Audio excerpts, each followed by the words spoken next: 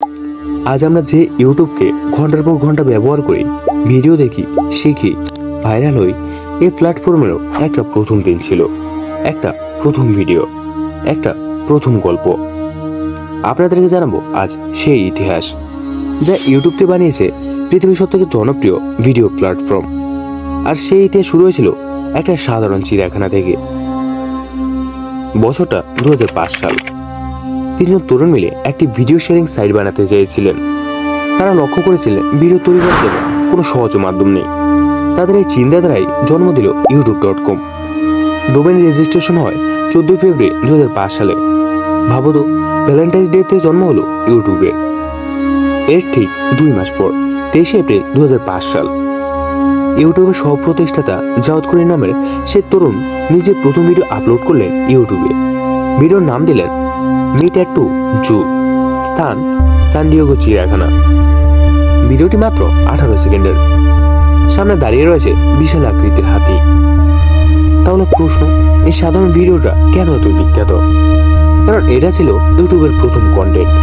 আর এই 18 সেকেন্ডে পরবর্তীতে কোটি কোটি মানুষের কণ্ঠে পৌঁছে দেওয়ার পথ তৈরি করে দেয়। জাওয়াদ করিম নিজেই ইতিহাসে স্থান করে নেন। আজকের দিনে দাঁড়িয়ে এই ভিডিওটি 350 মিলিয়ন প্লাস ভিউ অর্জন করেছে। কমেন্টে ভরে গেছে রেসপেক্ট ফর ফার্স্ট ভিডিও আর ইউটিউব হিস্টোরি টাইপের বার্তায়।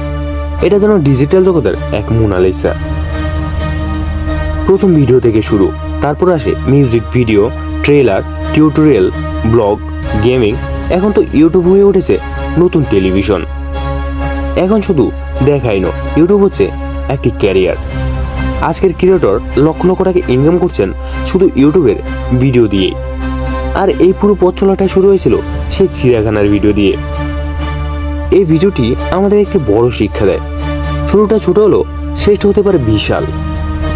জাওয়াদ করিম যেমন একটা 18 সেকেন্ডের ভিডিও দিয়ে ইতিহাস গড়েছিলেন, তেমনি আমরাও গড়তে পারি নিজের গল্প। তুমি যদি ভাবো আমি কিছু পারি না, তাহলে ভাবো ইউটিউবও একদিন কিছুই ছিল না। তোমার মতামত জানাও কমেন্ট করে।